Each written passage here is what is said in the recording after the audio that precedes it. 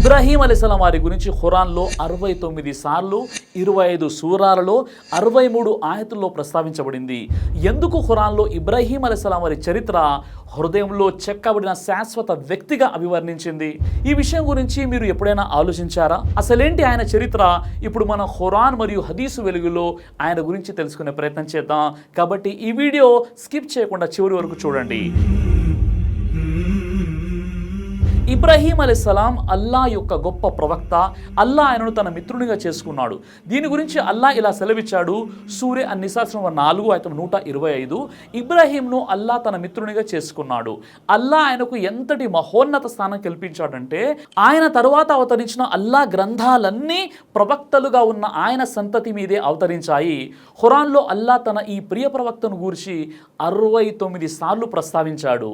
ఈయన వృత్తాంతాలను మాటి మాటికి వివరిస్తూ ఆయన ప్రశంసించాడు కూడా. అంతేకాదు ఖురాను గ్రంథంలో ఇబ్రాహీం అలైహిస్సలాం వారికి ఉన్నటువంటి పేర్లు మరియు బిరుదుల్ని చూసినట్లయితే అనేక సందర్భాల్లో అల్లాహ్ సుబ్హానహు వ తఆలా ఇబ్రాహీం అలైహిస్సలాం వారిని కృతజ్ఞత గలవాడు, ఎన్నుకోబడినవాడు, రుజుమార్గం వైపు నడిపించబడినవాడు, ఈ లోకంలో మంచిని ఇచ్చినవాడు మరియు పరలోకంలో సద్గుణవంతులలో ఒకడు, అల్లాకు విధేయుడైన వ్యక్తి, ఇమాం, ఖలీల్, హనీఫ్, సహనం, సున్నితమైన హృదయం, పశ్చాత్తాపం, అతిథి, సత్కార్యశీలుడు, ఉదారవాది, సత్యవంతుడు, ప్రవక్త నూహ్ అనుచరుడు, బలం మరియు దార్శనికత కలిగిన వాడు, ప్రత్యేకమైన గుణం కోసం ఎంపిక చేయబడినవాడు అని ఇలా అనేక బిరుదులు ఉన్నాయి.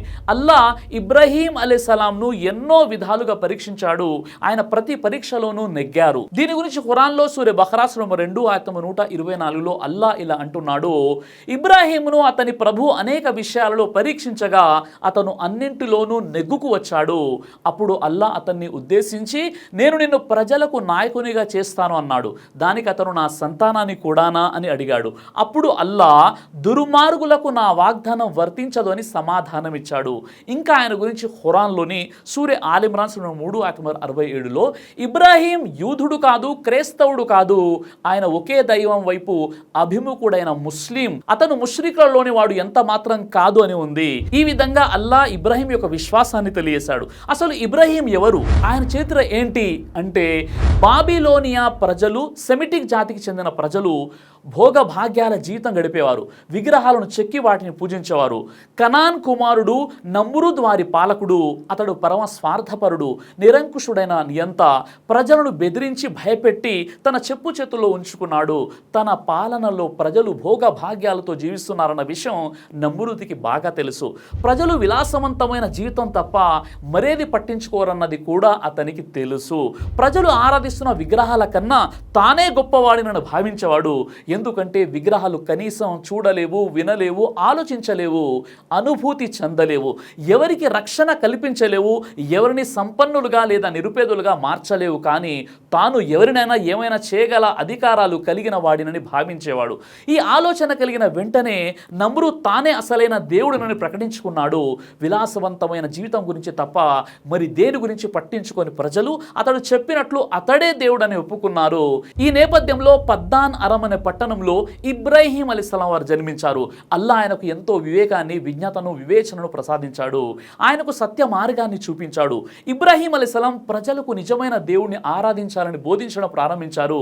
ఏకైక దేవుడైన అల్లాహ్నే ఆరాధించాలని, విగ్రహాలను ఆరాధించడంలో విజ్ఞత లేదని ప్రచారం చేయడం మొదలుపెట్టారు. ఇబ్రాహీం అలైహిస్సలాం అల్లా పట్ల దృఢమైన విశ్వాసం కలిగిన వారు, సృష్టికర్త అయిన అల్లా సర్వశక్తిమంతుడన్న బలమైన నమ్మకం కలిగిన వారు, తనకు అల్లా తరపున అందిన సందేశాన్ని హృదయపూర్వకంగా విశ్వసించేవారు. మనుషులందరూ మరణానంతరం ఒక రోజున మళ్ళీ బ్రతికించబడతారని, వారు తమ కర్మలకు జవాబు చెప్పుకోవాల్సి ఉంటుందని పూర్తి విశ్వాసం కలిగిన వారు. అయితే ఒకసారి ఇబ్రాహీం అలైహిస్సలాం మరణానంతరం మనిషి మళ్ళీ ఎలా బతుకుతాడో కల్లారా చూడాలన్న కుతూహలం ఉండేది. అందుకోసం ఆయన అల్లాతో వేడుకుంటూ మరణానంతరం మళ్ళీ లేపబడం అన్నది ఎలా జరుగుతుందో చూపించాలని ప్రార్థించారు. ఈ విషయాన్ని మనం ఖురాను గ్రంథంలోని సూర బహ్రా సూర నెంబర్ 2:260లో చూడవచ్చు. అయితే దానికోసం 4 పక్షులను పట్టుకొని వాటిని కోసి వాటి శరీర భాగాలను కలపమని అల్లా ఇబ్రాహీం అలైహిస్సలాంకు ఆదేశించాడు. అలా కలగలిపిన శరీర భాగాలను 4 వాటాలుగా చేసి వాటిని వేరువేరు కొండలపై పెట్టాలని నిర్దేశించాడు. తర్వాత ఆ పక్షులను అల్లా పేరుతో పిలవాలని చెప్పాడు. ఇబ్రాహీం అల్లా ఆదేశం ప్రకారం అలానే చేశారు. ఆయన పిలిచిన వెంటనే కలగలిసిన శరీర భాగాలు ఏ పక్షివి ఆ పక్షివిగా వేరుపడ్డాయి. పక్షులు బ్రతికి ఎగిరి వచ్చాయి. అలాంటి అద్భుతమైన మహిమ చూసిన వ్యక్తికి మనిషి మరణాంతరం మళ్ళీ లేపబడతాడన్న విషయంలో ఎలాంటి సందేహం ఉండే ఆస్కారమే లేదు కదా. అయితే అల్లా ఏది చేయడమైనా కష్టం కాదు. ఆయన ఏదైనా చేయదలిచితే అయిపో అంటాడు, అంతే, ఆ పని అయిపోతుంది. ఏకదైవోపాసనలో ఎంతో నికార్సైన దైవ ప్రవక్త హజరత్ ఇబ్రాహీం అలైహిస్సలాం కోరికపై ఆయన ఆత్మతృప్తి కోసం ఈ దృశ్యం చూపించబడింది. ఇంకా మనం ఖురాన్లోని సూర మరియం సూర నంబర్ 19 ఆయత 42, 43, 44 చూస్తే అందులో అల్లా అంటున్నాడు, అతను తన తండ్రితో, ఓ నాన్న, వినలేని చూడలేని మీకు ఏమాత్రం ఉపయోగపడలేని వాటిని ఎందుకు పూజిస్తారు? ఓ పితామహ, చూడండి, మీ వద్దకు రాని జ్ఞానం నా వద్దకు వచ్చింది కనుక మీరు నన్ను అనుసరించండి. నేను మీకు సరైన మార్గం వైపుకు దర్శకత్వం వహిస్తాను. ఓ తండ్రి, మీరు శైతాను దాస్యాన్ని విడనాడండి. నిశ్చయంగా శైతాన్ కరుణామయుడైన అల్లాహకు అవిధేయుడు అని ఇబ్రాహీం తన తండ్రితో అన్నట్లు అల్లాహ్ ఖురాన్లో ఈ విషయాన్ని చెప్పాడు. ఇబ్రాహీం తండ్రి పేరు ఆజర్. అతను విగ్రహారాధకుడు మాత్రమే కాదు, విగ్రహాలను చెక్కి మరీ అమ్మేవాడు. ఇబ్రాహీం ఒక మంచి వ్యక్తిగా తన తండ్రిని కాపాడే ఉద్దేశంతో విగ్రహాలు తయారు చేసే తన తండ్రికి మరియు ఇలాంటి పని చేసే వారికి పట్టే దుర్గతి ఎంత ఘోరంగా ఉంటుందో చెప్పడం తన బాధ్యతగా భావించాడు. ఆ విధంగా తన తండ్రిని అల్లా ఆగ్రహం నుంచి కాపాడాలనుకున్నాడు. కానీ ఈ విషయాన్ని తన తండ్రికి బాధ కలగకుండా చెప్పాలనుకున్నారు. ఆయన తండ్రి ఆరాధిస్తున్న విగ్రహాల విషయంలో ఎగతాళి చేయలేదు.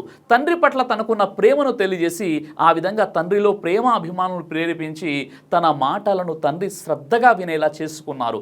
ఆ తర్వాత నెమ్మదిగా నచ్చజెప్పారు. జీవం లేని విగ్రహాలను ఎందుకు పూజిస్తున్నారని ప్రశ్నించారు. వినలేని చూడలేని కాపాడలేని విగ్రహాలను పూజించడం ఎందుకని అడిగారు. తండ్రికి కోపం రాకముందే, నాన్న, మీకు తెలియని జ్ఞానం నా వద్దకు వచ్చింది, నన్ను అనుసరించడం చిన్నతనం అవుతుందని దయచేసి భావించవద్దు. మీ అనుభవం కానీ మీ వయసు కానీ నాకు లేవన్న సంగతి నాకు బాగా తెలుసు. కానీ శైతాన్ మానవాళికి శత్రువు, మనిషిని దారి తప్పించి దుర్మార్గానికి పాల్పడేలా చేస్తాడు అన్నారు. కుమారుడు నిర్మోహమాటంగా నిక్కచ్చుగా చెబుతున్న ఈ మాటలు విని ఆ తండ్రి ఆశ్చర్యపోయాడు. కుమారుడితో మాట్లాడుతూ, నీవు నా దేవుళ్లను కాదంటున్నావా ఇబ్రాహీం? నువ్వు అలా చేస్తే నేను నిన్ను రాళ్లతో కొట్టిస్తాను. నా కోపం నీకు తెలుసు కదా.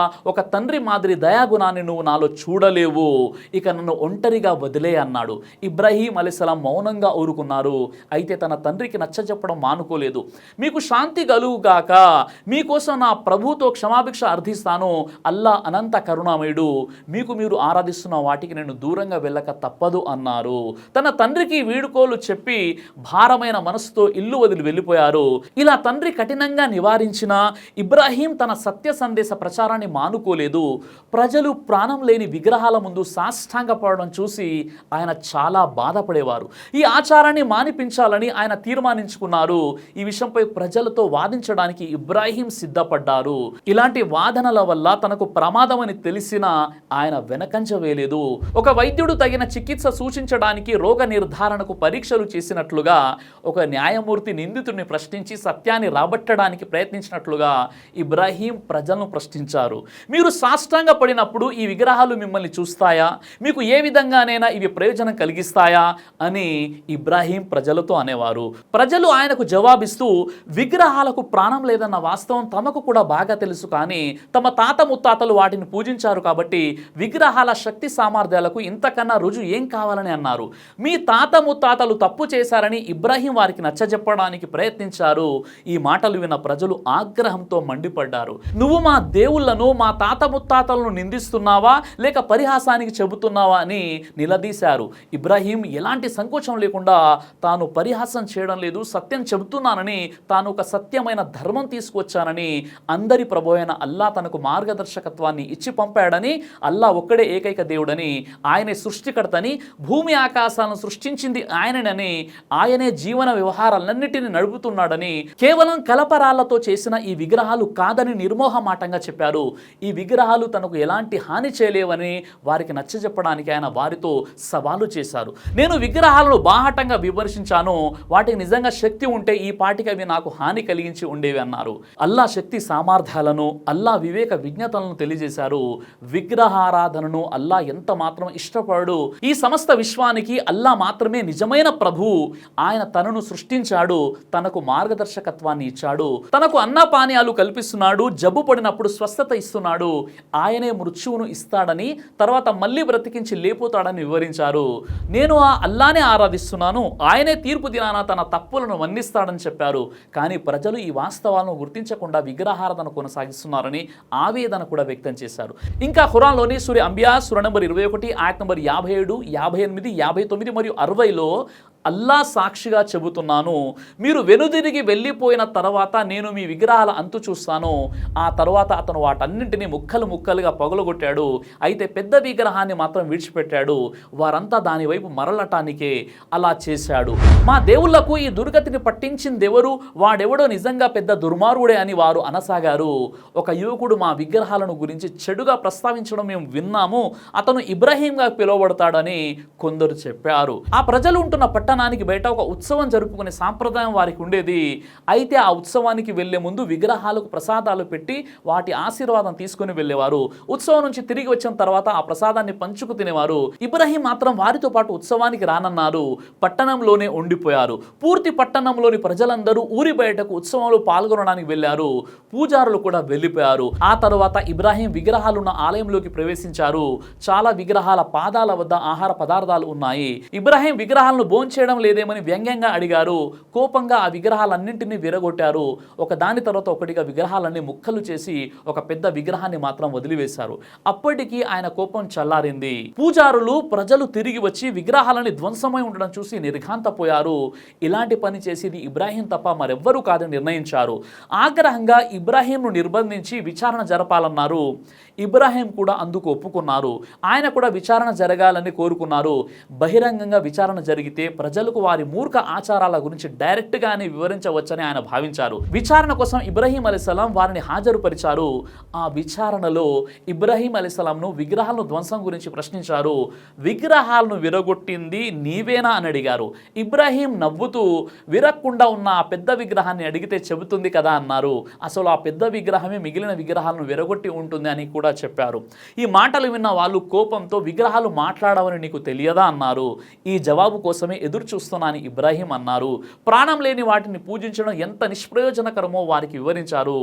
తమ విశ్వాసాలలోని హేతురాహిత్యాన్ని వాళ్ళు కూడా గుర్తించారు. కానీ వారి అహంకారం సత్యం అంగీకరించకుండా అడ్డుపడింది. తమ బలాన్ని ప్రదర్శించడం తప్ప వారు మరో జవాబు ఇవ్వలేకపోయారు.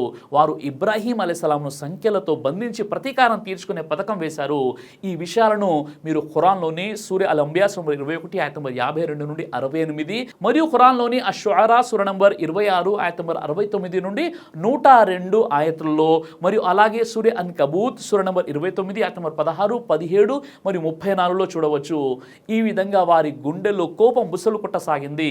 ఇబ్రాహీం అలైహిస్సలాంను ఒక మహా అగ్నిగుండంలో విసిరివేయాలని నిర్ణయించారు. తమ దేవుళ్లకు జరిగిన అవమానానికి ప్రతీకారం తీర్చుకునేందుకు ప్రజలందరూ కట్టెలు సమీకరించాలని ఆదేశించడం జరిగింది. అజ్ఞానంతో కొందరు వ్యాధిగ్రస్తులైన మహిళలు తమ వ్యాధి తగ్గిపోతే తాము సాధ్యమైనంత ఎక్కువ కలప ఇబ్రాహీం దహనానికి ఇస్తామని మొక్కుకున్నారు కూడా. అనేక రోజుల పాటు వారు కట్టెలు కలప సేకరించారు. ఆ తర్వాత వాళ్ళు మహా అగ్నిగుండాన్ని వెలిగించారు. ఆ మహా అగ్నిగుండం భగభగా మండసాగింది. ఆ మంటల నుండి వచ్చిన భీకర ధ్వని చాలా దూరం వరకు వినిపించసాగింది. అందులో నిప్పులు ఎర్రగా మండసాగాయి. వాళ్ళు ఇబ్రాహీంను తాళ్లతో కట్టేశారు. ఆయన్ను అగ్నిగుండంలోకి విసిరివేశారు. నల్లని దట్టమైన పొగ ఆ ప్రాంతాన్ని ఆవరించుకుంది. అల్లా అగ్నికి ఆజ్ఞాపించాడు, ఓ అగ్ని, నువ్వు ఇబ్రాహీం కొరకు చల్లగాను సురక్షితంగాను మారిపో అని మేము ఆదేశించాము. ఖురాన్లోని సూర అంబియా నంబర్ 21 ఆయత్ నంబర్ 69లో అల్లా ఆజ్ఞ ప్రకారం ఆ అగ్నిగుండం చల్లారిన తర్వాత పొగ తగ్గిన తర్వాత వాళ్ళు అందులో చూసి దిగ్భ్రాంతి చెందారు. అందులో నుంచి ఒక వ్యక్తి ఒంటరిగా బయటకు వస్తున్నాడు. అతను ఎవరో కాదు, ఇబ్రాహీం అలైహిస్సలాం. ఈ విధంగా ఇబ్రాహీమును విశ్వప్రభు అయిన అల్లా కాపాడాడు. భగభగలాడే అగ్నికీలలు ఇబ్రాహీముకు పూలమాలల్లా స్వాగతమిచ్చాయి. ఆయనకు కట్టి ఉన్న తాళ్లను మాత్రమే అవి దహించాయి. వారు ఆ ఏక దైవారాధకుని అగ్నికి ఆహుతి చేసే దుస్సాహసాన్ని ఒడిగట్టారు. అయితే తన ప్రియతముని కోసం చల్లారిపోమని అల్లా అగ్నికి ఆదేశించాడు. ఆయనకు రక్షణ కల్పించమని కూడా ఆజ్ఞాపించాడు. చల్లారిపో అని అనటంతో పాటు రక్షణ కల్పించు అని కూడా చెప్పడం గమనార్హం. రక్షణ కల్పించు అని చెప్పకుండా ఉంటే ఆ అగ్ని పూర్తిగా చల్లబడి మంచుగడ్డలా అయిపోయి ఉండేదని, అదే గనక జరిగితే హజరత్ ఇబ్రాహీం తట్టుకోలేకపోయేవారని కూడా పండితులు వ్యాఖ్యానించారు. మొత్తానికి ఇది ఒక గొప్ప అద్భుతం. దహించి వేసే అగ్నిగుండాన్ని అల్లా తన ప్రియతమ దాసుని కోసం పూలవనంగా మార్చివేసేశాడు. ఈ విధంగా కరుణామయుడైన అల్లా కర్కశుల బారి నుండి తన ప్రవక్తను కాపాడాడు. ఈ మహత్యాన్ని చూసి నిరంకుశ పాలకుడు నమ్రూద్ సిగ్గుపడ్డాడు. కానీ వారి మనస్సులో ఉన్న ఆగ్రహ జ్వాలలను ఇది చల్లార్చలేకపోయింది. అయితే ఈ మహత్యాన్ని చూసిన తర్వాత చాలా మంది ఇబ్రాహీం సందేశాన్ని విశ్వసించారు. కొందరు తమ విశ్వాసాన్ని రహస్యంగా ఉంచారు. నిరంకుశుడైన పాలకుడు తమను హతమార్చవచ్చని లేదా తమకు హాని కలిగించవచ్చని భయపడ్డారు. ఇబ్రాహీం నిరపాయంగా అగ్నిగుండం నుంచి బయటపడిన వార్త నిరంకుశ పాలకుడైన నమ్రూద్ విన్నాడు. కోపంతో మండిపడ్డాడు. తన్ను తాను దేవుడిగా ప్రకటించుకున్న నమ్రూద్ తన దైవత్వానికి ప్రమాదం వచ్చిందని భయపడ్డాడు. అది కూడా ఒక సాధారణ మానవుడైన ఇబ్రాహీం వల్ల ఆ ప్రమాదం ముంచుకు వస్తుందని ఆందోళన చెందాడు. నమ్రూద్ ఇబ్రాహీంను తన రాజభవనానికి పిలిచి తీవ్రంగా హెచ్చరించాడు. నువ్వు నా ప్రజల్లో అలజడిని సృష్టిస్తున్నావు, నన్ను మించిన దేవుడు ఎవడు లేడన్నాడు. అప్పుడు ఇబ్రాహీం జవాబిస్తూ, జీవన్ మరణాలు ప్రసాదించేవాడే నా ప్రభు, ఆయనే ఈ సమస్త విశ్వానికి సృష్టికర్త అన్నాడు. ఈ మాటలు విన్న నమ్రూద్ తన గొప్పదనాన్ని చూపించుకోవడానికి, నేను కూడా జీవితాన్ని ప్రసాదిస్తాను, నేను తలిచిన వారిని ప్రాణాలతో వదిలేస్తాను, నేను తలిచిన వారిని చంపించగలను, కాబట్టి నీ ప్రభు చేసే పని ప్రత్యేకమైనదేం కాదు అన్నాడు. ఇబ్రాహీం నవ్వుతూ తలాడించారు. నా ప్రభు సూర్యుడిని తూర్పు నుంచి ఉదయించేలా చేస్తున్నాడు, పడమట అస్తమించేలా చేస్తున్నాడు, నువ్వు దేవుడివైతే ఈ క్రమాన్ని మార్చి చూపించు అన్నారు. ఈ మాటలు విన్న నమ్రూద్ నోరెల్లబెట్టాడు. అతడి మూర్ఖపు వాదన తేట తెల్లమైపోయింది. అందరి ముందు సిగ్గుపడే పరిస్థితి ఏర్పడింది. కానీ ఇబ్రాహీంను బహిరంగంగా చంపించడానికి భయపడ్డాడు. చాలా మంది దీనివల్ల తనకు వ్యతిరేకులైపోతారని, తనకు శత్రువులైపోతారని భయపడ్డాడు. అందువల్ల ప్రజల్లోకి తన మనుష్యులను పంపించి ఇబ్రాహీంను అనుసరిస్తే వారికి తీవ్రమైనటువంటి పరిణామాలు తప్పవని, మరణశిక్ష విధించడం కూడా జరుగుతుందని బెదిరింపులను జారీ చేయించాడు. ఆ పట్టణంలో తన సందేశాన్ని స్వీకరించేవారు ఇంకెవరూ లేని పరిస్థితిని గమనించిన ఇబ్రాహీం అక్కడి నుంచి తరలిపోయారు. ఈ విషయాల ప్రస్తావన మీరు ఖురాన్లోని సూరా అల్ బఖరా నంబర్ 2:258లో చూడవచ్చు. ఆ తర్వాత ఇబ్రాహీం అలైహిస్సలాం అక్కడి నుంచి హర్రాన్ అనే ప్రదేశానికి వచ్చారు. ఈ ప్రదేశం ఫలస్తీనాకు దగ్గరగా ఉంది. అక్కడే ఆయన స్థిరపడ్డారు. అక్కడి ప్రజలు తెలివిగల వారని విన్నారు. ప్రకృతిలోని వింతలను పరిశీలించడం వారికి చాలా ఇష్టమని కూడా గ్రహించారు. తన సందేశాన్ని స్వీకరించేవారు ఇక్కడ లభిస్తారని ఆశించారు. అయితే అక్కడి ప్రజలు ఖగోళాలను పూజించడం ఆయన చూశారు. కానీ ఆ ప్రజలు ఆలోచించే, పరిశీలించే అలవాటు కలిగిన ప్రజలు కాబట్టి హేతుబద్ధమైన వాదనతో వారిని మార్చవచ్చని ఆయన భావించారు. ఒక రాత్రి నక్షత్రాలు మిలమిలలాడుతున్నప్పుడు ఆయన వాటిని చూపించి అదే నా ప్రభు అని బిగ్గరగా పలికారు. కానీ ఆ నక్షత్రాలు కనుమరుగైపోయిన తర్వాత అరే నా ప్రభు ఎక్కడికి వెళ్ళాడు అని బిగ్గరగా పలికారు. ఇది విన్న ప్రజలు నక్షత్రాలను అస్తమించాయని అన్నారు. ఆ మాటలు విన్న ఇబ్రాహీం ఇలా కనుమరుగయ్యేవాడు నా దేవుడు కాదన్నారు. చంద్రుడు పెద్దగా ప్రకాశవంతంగా కనబడడాన్ని చూసి ఆయన ఇదే నా ప్రభు కావచ్చు అని బిగ్గరగా పలికారు. కానీ చంద్రుడు కూడా అస్తమించాడు. ఇది చూసిన ఇబ్రాహీం నా ప్రభు నాకు మార్గదర్శకత్వాన్ని ఇచ్చి ఉండనట్లయితే నేను కూడా దారి తప్పేవాడిని అన్నారు. ఉదయం సూర్యుడు ఉదయించాడు. సూర్యుడిని చూస్తూ ఇబ్రాహీం ఇది తప్పక నా ప్రభు అయి ఉండాలి, ఇది చాలా పెద్దగా ఉంది, చాలా తీక్షణమైన ప్రకాశం కలిగి ఉంది కాబట్టి మరింత ప్రయోజనకరమైనది అన్నారు. కానీ సూర్యుడు కూడా అస్తమించడాన్ని చూసి నిస్సందేహంగా ఈ ఖగోళాలు అన్నీ కూడా ఒక విశ్వప్రభు ఆదేశాల ప్రకారం నడుచుకుంటున్నాయని బిగ్గరగా పలికారు. ఈ విధమైన హేతుబద్ధమైన మాటలు ప్రజల మనోమస్తిష్కాలపై పనిచేస్తాయని, వారు సత్యాన్ని గ్రహిస్తారని ఆయన ఆశించారు. కానీ ఆయన ఎంత ప్రయత్నించినా వాళ్ళు ఒకే దేవుడు అన్న విశ్వాసానికి రాలేదు. వారు అల్లా శిక్షకు భయపడలేదు. వారి వైఖరి వారిని నరకానికి తీసుకుపోతుందని ఇబ్రాహీం వారిని హెచ్చరించారు. ఈ విషయాన్ని మీరు ఖురాన్లోని సూరే అల్ అన్ఆమ్ సూర నెంబర్ 6 ఆయతం 74 నుండి 83లో పరిశీలించవచ్చు. ఈ విధంగా పాలస్తీనాలో కరువు ఏర్పడింది. దాంతో ఇబ్బందులు ఏర్పడడంతో ఇబ్రాహీం అలైహిస్సలాం తన భార్య సారాను తీసుకొని ఈజిప్టుకు వలస వెళ్లారు. అక్కడ ఆయనకు మరో పరీక్ష ఎదురైంది. సారా చాలా అందమైన స్త్రీ, ఆమె అద్భుత సౌందర్య రాశి అన్న విషయాన్ని రాజు దగ్గర పనిచేసేవారు రాజుకు తెలియజేశారు. అలాంటి సౌందర్య రాశి తన భవనంలో ఉంటే తన ప్రతిష్ట చాలా పెరుగుతుందని భావించిన రాజు ఇబ్రాహీంను పిలిపించి ఆయనకు సారాతో ఉన్న బాంధవ్యాన్ని ఏమిటని ప్రశ్నించాడు. ఆమెకు తానే భర్తనని చెబితే రాజు తనను హతమార్చే ప్రమాదాన్ని పసిగట్టిన ఇబ్రాహీం ఆమె తన సోదరిని చెప్పారు. రాజు ఇబ్రాహీంతో ఆమెకు పెళ్ళైందని ప్రశ్నించినప్పుడు ఆయన మౌనం వహించారు. రాజభటులు సారాను రాజు దగ్గరికి తీసుకువెళ్లారు. ఆమెకు ఖరీదైన దుస్తులు ఆభరణాలతో అలంకరణలు చేశారు. కానీ రాజప్రసాదంలోని ఆడంబరాలు సుఖభోగాలు ఆమెకు సంతోష పెట్టలేదు. ఆమె హృదయం విదారకరంగా రోధించసాగింది. అన్న పానీయాలు మానేసింది. రాజు ఆమెను ఓదార్చాలని ప్రయత్నించాడు, కానీ ఫలితం దక్కలేదు. రాజు ఆమె సమీపానికి వచ్చినప్పుడల్లా ఒక విచిత్రమైన అనుభూతి అతన్ని క్రమ్ముకునేది. ఒక విధమైన భయం ఆవరించేది. ఆమెను కనీసం తాకలేకపోయేవాడు. చివరికి రాజుకు కలలో ఆమె వివాహిత అని తెలిసింది. మరుసటి రోజు ఉత్తమమైన ఆ రాజు సారాను స్వేచ్ఛగా విడిచిపెట్టడమే కాదు, తన వద్ద ఉన్న సేవకురాలు హాజిరాను ఆమెకు కానుకగా ఇచ్చాడు. ఒక కొత్త దేశంలో ఒంటరి వాడైన ఇబ్రాహీం గారి గౌరవ మర్యాదలను ఆ విధంగా అల్లా కాపాడాడు. ఇలా ఇబ్రాహీం అలైహిస్సలాం ఈజిప్ట్లో చాలా కాలం ఉన్నారు. అక్కడ ఆయన చాలా కష్టపడి పనిచేయడం వల్ల సంపన్నుడయ్యారు.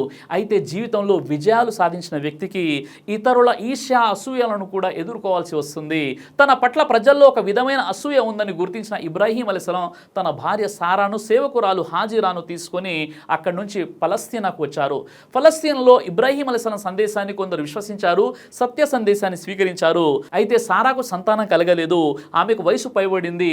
పిల్లలు కలిగే వయసు దాటిపోయింది. తన భర్తకు ఒక పిల్లవాడిని ఇవ్వలేకపోయానని ఆమె బాధపడేవారు. అందువల్ల తమ సేవకురాలు హాజిరాను పెళ్లి చేసుకోవాల్సిందిగా ఆమె భర్తను కోరారు. ఇబ్రాహీం ఆమె ఈ సలహా ప్రకారం హాజిరాను వివాహం చేసుకున్నారు. హాజిరాకు ఒక కుమారుడు ఇస్మాయిల్ అలైహిస్సలాం జన్మించారు. ఇబ్రాహీం చాలా సంతోషించారు. ఆయన ఇస్మాయిల్ అలైహిస్సలాంను అమితంగా ఇష్టపడేవారు. దీనికి సంబంధించి అల్లాహ్ ఖురాన్లోని ఇలా అంటున్నాడు. అతను ఇబ్రాహీం ఇలా అన్నాడు, నేను నా ప్రభు వైపుకే పోతాను, ఆయన తప్పకుండా నాకు మార్గం చూపుతాడు. నా ప్రభు నాకు గుణవంతుడైన కుమారుని ప్రసాదించు అని ఇబ్రాహీం ప్రార్థించాడు. అందువల్ల మేము అతనికి సహనశీలుడైన ఒక అబ్బాయి గురించిన శుభవార్తను అందజేశాము. సూర సఫా సూర 37 ఆయత 99 మరియు 107. ఈ కుమారుని గురించి అల్లా ఇబ్రాహీం అలైహిస్సలాంకు పెట్టిన మొదటి పరీక్ష ఏంటంటే, మొదట్లో సారా కూడా ఇబ్రాహీంతో సంతోషంలో పాలు పంచుకున్నారు. కానీ తర్వాత తన భర్త కొత్తగా జన్మించిన శిశువు పట్ల, శిశువు తల్లి అయిన హాజిరా పట్ల అధిక శ్రద్ధ చూపించడం ఆమెలో ఈర్ష అసూయలకు కారణమైంది.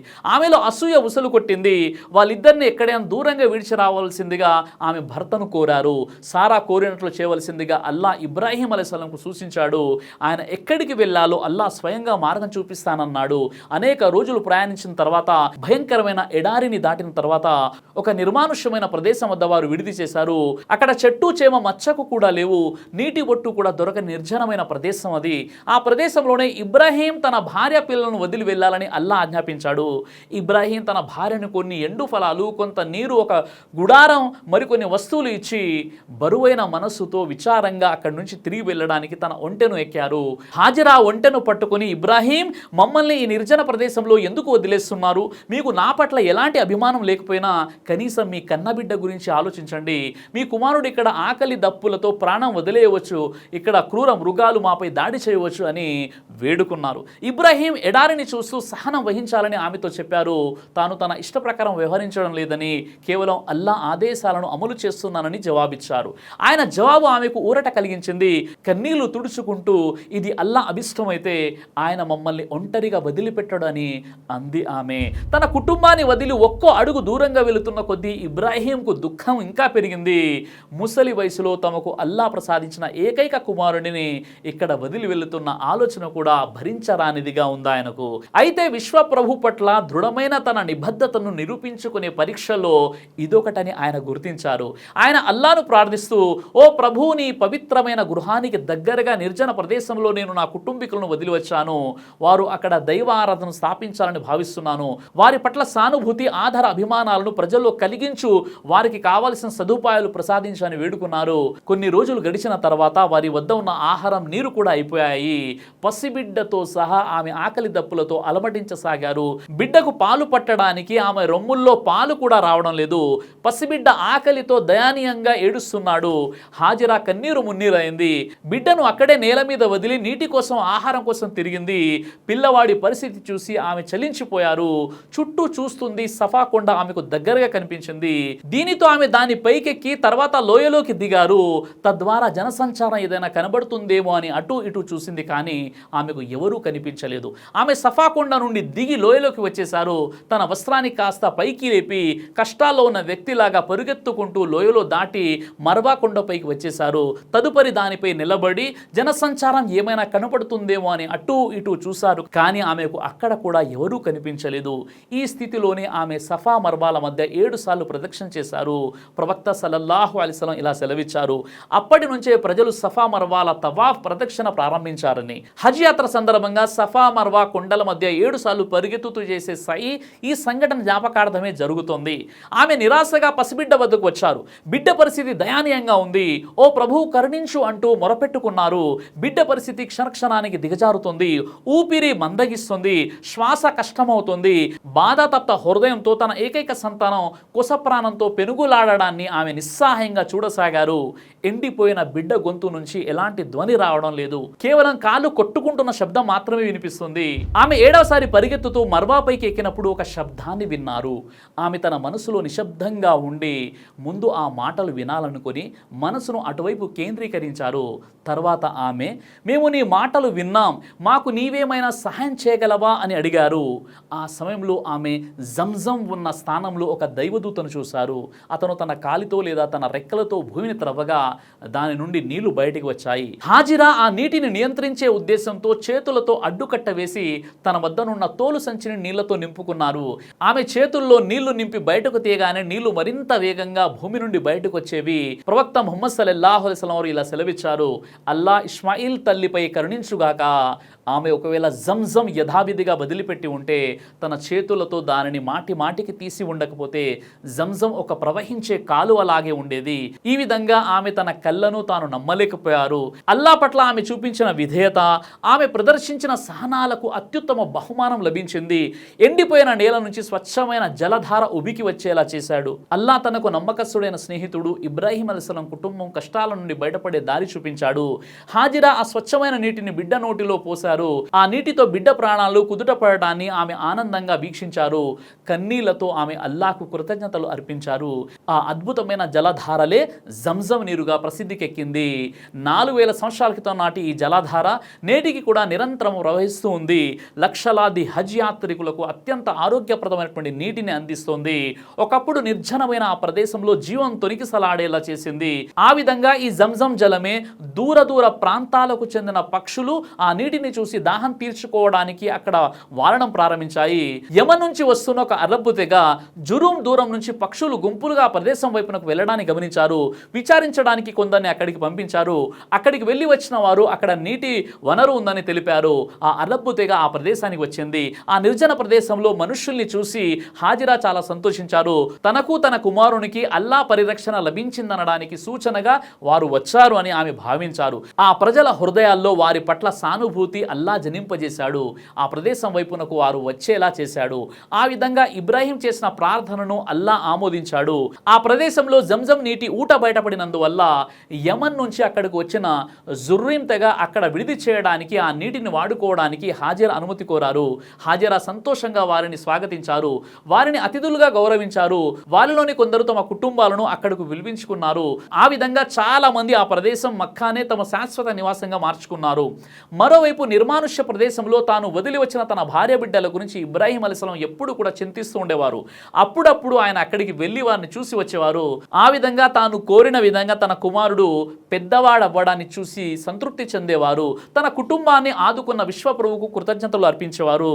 తన కుటుంబానికి నిలువ నీడ కల్పించి వారికి కావలసిన అన్నపానీయాలు ఏర్పాటు చేసిన అల్లాహ్కు ఇబ్రాహీం ధన్యవాదాలు తెలుపుకున్నారు. అయితే ఇబ్రాహీం అలైహిస్సలాం జీవితం యావత్తు కూడా విశ్వ ప్రభు పట్ల ఆయన నిబద్ధతను చెక్కు చెదరని విశ్వాసాన్ని ప్రకటించే పరీక్షల సంగమం. ఇస్మాయిల్ చిన్న పిల్లవానిగా ఉన్నప్పుడు అల్లా మరోసారి ఇబ్రాహీంను కఠినమైన పరీక్ష గురి చేశాడు. ఈ పరీక్ష గురించి అల్లా వివరించిన ఆయతుల్లో ఈ విధంగా తెలిపాడు. ఇస్మాయిల్ అలైహిస్సలాం యవ్వనంలో అడుగుపెట్టాక ఇబ్రాహీం అలైహిస్సలాం తన పుత్రరత్నాన్ని జుబా చేస్తున్నట్లు కల్లో చూశారు. దైవ ప్రవక్తల స్వప్నాలు కూడా వహీ దైవ వాక్కు అవుతాయి గనక ఆయన తన పుత్రరత్నాన్ని జుబా చేయడానికి నిర్ణయించుకున్నారు. ఈ కలను ఆచరణలో పెట్టడానికి ముందు ఆయన తన కుమారునికి విషయమంతా వివరించి అతని అభిప్రాయం అడిగారు. గుణవంతుడు మరియు అత్యంత విధేయుడు అయిన ఆ కుమారుడు వెంటనే, నాన్నగారు మీకు ఆజ్ఞాపించబడిన దాన్ని నిస్సంకోచంగా నెరవేర్చండి అని అన్నాడు. అంతేకాదు తన ముసలి తండ్రిని తన సహనం గురించి నమ్మకాన్ని కలుగజేస్తూ, అల్లా తలిస్తే మీరు నన్ను సహనశీలిగా పొందుతారు అని అన్నాడు. అల్లాహు అక్బర్. తండ్రి కొడుకుల ఉత్సాహం చూడండి. అల్లా ఆజ్ఞను పాలించడానికి ఎల్లప్పుడూ సిద్ధం, అల్లా కోరిన విధంగా నేను చేయడానికి సిద్ధంగా ఉన్నానని బదులిచ్చారు. ఆయన తన దుస్తులు తొలగించారు. తల్లికి సలాములు చెప్పాలని తండ్రిని కోరారు. తన గుర్తులుగా తన దుస్తులు తల్లికి ఇవ్వాలని చెప్పారు. తాను కాళ్ళు చేతులు కొట్టుకోవడం జరిగితే తన తండ్రికి బాధ కలుగుతుందన్న ఉద్దేశంతో తన కాళ్ళను చేతులను కట్టేయాలని తండ్రిని కోరారు. ఇబ్రాహీం అలైహిస్సలాం తన కత్తికి పదును పెట్టారు. ఆ విధంగా ఇస్మాయిల్కు మృత్యు బాధ లేకుండా ఉండాలని భావించారు. కుమారుని గట్టిగా కౌగిలించుకుని ఏడ్చి తర్వాత ఇస్మాయిల్ను పడుకోబెట్టి కాళ్ళు చేతులు కట్టేశారు. బాధ తప్త హృదయంతో కుమారుని చివరిసారిగా చూసుకున్నారు. బరువెక్కిన హృదయంతో కత్తిని ఎత్తారు. ఇస్మాయిల్ అలైహిస్సలాం గొంతుపై వేటు వేశారు, కానీ ఆ కత్తి గొంతును కోయలేదు. తన తండ్రి తగినంత గట్టిగా కత్తిని ఉపయోగించడానికి వెనుకాడుతున్నారని భావించిన ఇస్మాయిల్ గట్టిగా కోయాలని తండ్రితో చెప్పారు. ఇబ్రాహీం అలాగే చేశారు. అయినా ఆ కత్తి గొంతును కోయలేదు. ఇబ్రాహీం ఆశ్చర్యపోయారు.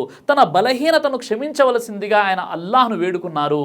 అల్లా ఆయన వేడుకోలను బదులిచ్చారు. ఇబ్రాహీం, నువ్వు నిజంగా కలను సార్థకం చేశావు, మేము నీ విధేయతకు బహుమానం ప్రసాదిస్తున్నామని అన్నాడు. ఆ తండ్రి కొడుకులు దేవుని ఆదేశం శిరసావించడానికి క్షణం కూడా వెనకాడలేదు. అల్లాకు కావలసింది బలి కాదు, తన ఆదేశాల పట్ల వారు చూపిన నిబద్ధతనే. ఆయన పరీక్షించాడు. తండ్రి కొడుకులు దేవుని కారుణ్యం పట్ల కృతజ్ఞతలు అర్పించారు. ఇస్మాయిల్కు బదులుగా బలి ఇవ్వడానికి దగ్గరలోనే ఓ పెద్ద గొర్రె కనబడింది. అంతకు ముందు కోయడానికి ముండికేసిన కత్తి ఆ గొర్రె గొంతును ఒక్క వేటుతో కోసేసింది. ఈ సంఘటన స్మరిస్తూ ప్రతి సంవత్సరం ఈదుల్ అదా బక్రీదు పండుగ సందర్భంగా హుర్బాని ఇవ్వడం జరుగుతుంది. తర్వాత ఇస్మాయిల్ అలైహిస్సలాం ఒక అందమైన యువకునిగా ఎదిగారు. జుమ్రూమ్ తెగ వారి వద్ద ఆయన అరబీ భాష నేర్చుకున్నారు. ఈ తెగకు చెందిన అమ్మాయిని వివాహం ఆడారు. ఆయన చాలా ఆనందంగా జీవితాన్ని గడపసాగారు. ఆ తర్వాత ఆయన తల్లి హాజిరా మరణించారు. ఇస్మాయిల్ అలైహిస్సలాంను కంటికి రెప్పలా సాకిన హాజిరా మరణించిన సంఘటన ఆయన విపరీతంగా కలిచివేసింది. ఇబ్రాహీం అప్పుడప్పుడు వచ్చి కుమారుని చూసి వెళ్ళేవారు. ఆ ఎడారిలో ఆయన కుమారుని చూడడానికి అనేక రోజులు ప్రయాణం చేసి రావాల్సి వచ్చేది. ఒకసారి ఆయన వచ్చినప్పుడు ఇస్మాయిల్ అలైహిస్సలాం ఇంట లేరు. ఆయన భార్య ఇంట ఉండడంతో ఆమెతో ఇబ్రాహీం అలైహిస్సలాం మాట్లాడారు. ఆమె భర్త ఆరోగ్యం ఎలా ఉందని అడిగారు. అయితే ఆమె ఆయన చెప్పే విషయాలు ఏవి వినకుండానే తన భర్త గురించి ఫిర్యాదులు ప్రారంభించింది. తమ బీద స్థితిని గురించి చెప్పుకొచ్చింది. వచ్చింది ఎవరిని కూడా ఆమె అడగలేదు. కనీసం మంచినీరును అందించలేదు. అసహనం నిండిన స్త్రీని ఇబ్రాహీం అలైహిస్సలాం ఆమెలో చూశారు. అల్లా అనుగ్రహాలను గుర్తించే శక్తి లేని స్త్రీని చూశారు. ఆయన కనీసం తన ఒంటె నుంచి క్రిందికి కూడా దిగలేదు. ఆయన ఆమెతో, నీ భర్తను అడిగానని చెప్పు, ఇంటి గడపను మార్చడం మర్చిపోవద్దని నీ భర్తకు చెప్పు అని వెళ్ళిపోయారు. ఇస్మాయిల్ అలైహిస్సలాం ఇంటికి వచ్చిన తర్వాత ఆమె జరిగిందంతా కూడా ఆయన చెప్పింది. వచ్చిన వ్యక్తి ఎలా ఉన్నారని ఇస్మాయిల్ అలైహిస్సలాం ప్రశ్నించారు. ఆమె ఆ వ్యక్తిని వివరించింది. ఆ వచ్చింది తన తండ్రి అని ఆయన చెప్పారు. అలాగే ఆయన చెప్పిన మాటలకు అర్థాలన్నీ కూడా వివరిస్తూ, సరిగా లేని ద్వారబంధం ఇంటికి తగినది కాదని, దానివల్ల మనిషికి ఎదురు దెబ్బలు తగలడమే కాదు గాయాలు కూడా అవుతాయని, అదేవిధంగా ఆమె తనకు తగిన భార్య కాదని కూడా అన్నారు. కొంతకాలం తర్వాత ఇబ్రాహీం అలైహిస్సలాం తన కుమారుని చూడడానికి మళ్ళీ వచ్చారు.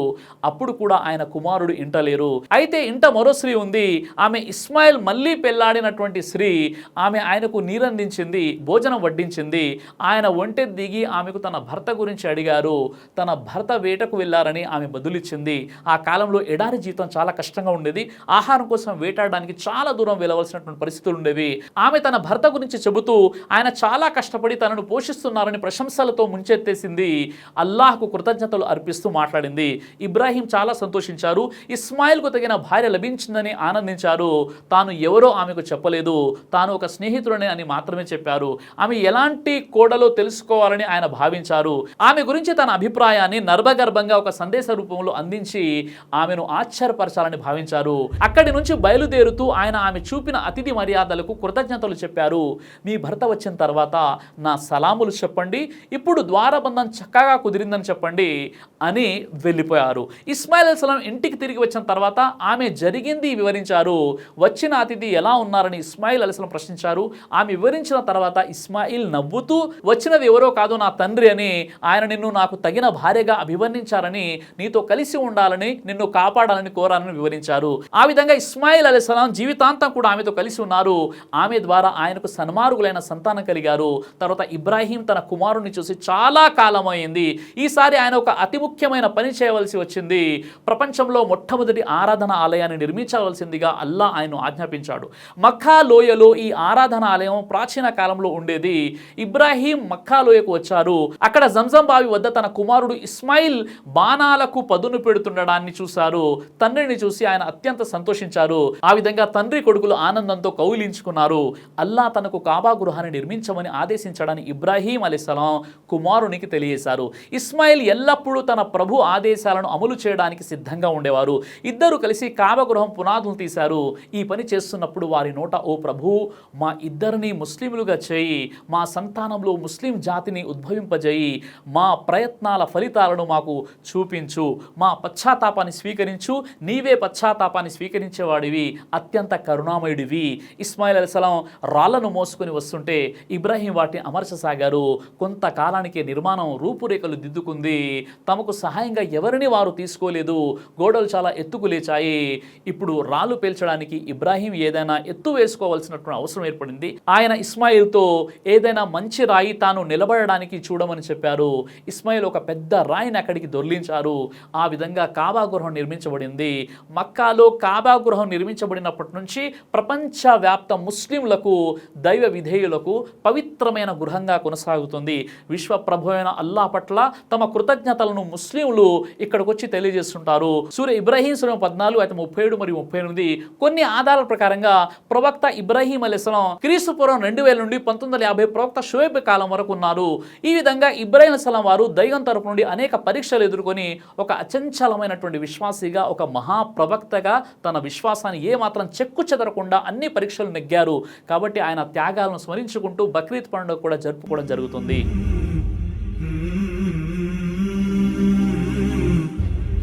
ఇబ్రాహీం అలైహిస్సలాం జీవితంలో కూడా మీకు ఆదర్శం ఉందని అల్లాహ్ ఖురాన్లో తెలియజేస్తున్నాడు. హజ్ సందర్భంగా ప్రతి ముస్లిం కూడా ఇబ్రాహీం అలైహిస్సలాం వారిని గుర్తు చేసుకోవడం జరుగుతుంది. బక్రీద్ పండుగ సందర్భంగా జుబా చేసే సందర్భంలో, అలాగే మనం దరూదు చదివే విషయంలో కూడా మనం ఇబ్రాహీం అలైహిస్సలాం యొక్క పేరును ప్రస్తావిస్తూ ఉంటాము. ప్రవక్త ముహమ్మద్ సల్లల్లాహు అలైహి వసల్లం వారి తర్వాత అత్యధికంగా ఎక్కువగా స్మరించేటటువంటి వ్యక్తి, అంటే గుర్తు చేసుకున్నటువంటి వ్యక్తి ఎవరైనా ఉన్నారంటే అది హజరత్ ఇబ్రాహీం అలైహిస్సలాం వారు. ఈ విధంగా మహాప్రవక్తలో ఒక ప్రవక్త ఇబ్రాహీం అలైహిస్సలాం వారు ఒక అచంచలమైనటువంటి విశ్వాసి. కాబతుల్లా నిర్మాణం ఇబ్రాహీం మరియు ఇస్మాయిల్ అలైహిస్సలాం వారు కలిసి చేశారు. జంజం నీటికి సంబంధించినటువంటి ప్రస్తావన కూడా మనం తెలుసుకున్నాం.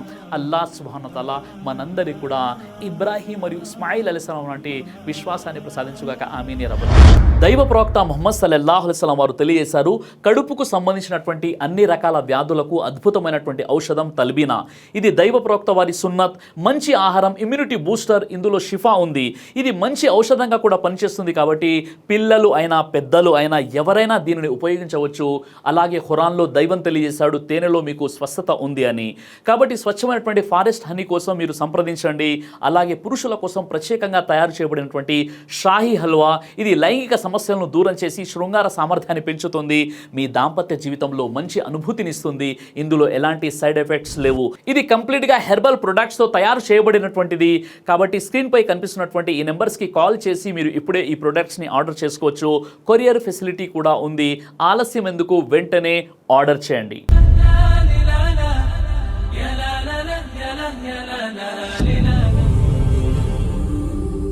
బ్రదర్ సిరాజ్ అని యూట్యూబ్ ఛానల్ని మీరు సబ్స్క్రైబ్ చేసినట్లయితే ఇన్షాల్లా దేవచిత్తం అయితే మీకు వీడియోస్ వస్తుంటాయి. అదేవిధంగా బ్రదర్ సిరాజ్ అనేటటువంటి ఫేస్బుక్ని కూడా లైక్ చేయడం వల్ల మీకు వీడియోస్ వస్తుంటాయి.